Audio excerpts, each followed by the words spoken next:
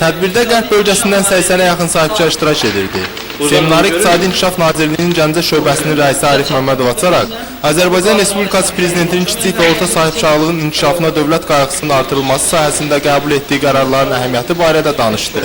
Seminarda iştirak edən Gəncə şəhər İcra Hakimiyyəti başçısının sosial-iqtisadi məsələlər üzrə müavini İlham Əliyev bildirdi ki, icra hakimiyyəti orqanları bu işdə sahibkarlara lazımi kömək etməyə hazırdır. Sonra sahibkarlığa kömək Milli Fondunun aparıcı mütəxəssisi Kamil Hüseynli biznes planlarının hazırlanması qaydaları haqqında mühazirə etdi.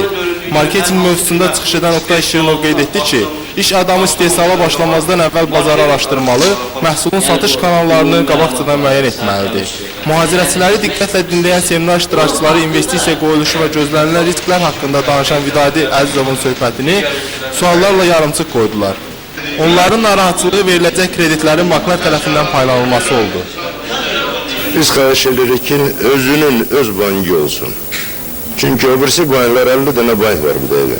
Böyle götürürsen her banka gidip biz oradan pul alabilmerik. İnkişaf Nazirliği neçə ildir məşğul olur bu işlerine. Biznes planlarla, zatlarla, sahibkarlarla hamısını tanıyırlar. Hamısının sənətkarları var. Ona göre bizim talebimiz, xahişimiz odur ki, İnkişaf Nazirliğinin özünün böyle kontrolünde saklanılsın bu pulun paylanması. Yoksa yayılacaktır bu pullar yine. Sahibkarları maraqlandıran suallara yəqinlik gətirmək üçün fondun aparıcı mütəxəssisi Kamil Hüseynliyə müraciət etdik. Biz hesab edirik ki, Cənab Prezident tərəfindən fondun vəsaitlərin istifadəsi haqqında təsdiq olmuş yeni qaydalar mövcud bütün problemlərin aradan qaldırmasına tam kömək edəcəkdir. Buna əmin olmaq lazımdır. Tədbirin sonunda iştirakçılar belə seminarların onlar üçün əhəmiyyətli olduğunu qeyd etdilər. Məqsəd Rəhimov, Vagif İbrahim Xəlil, Xəbər Plus.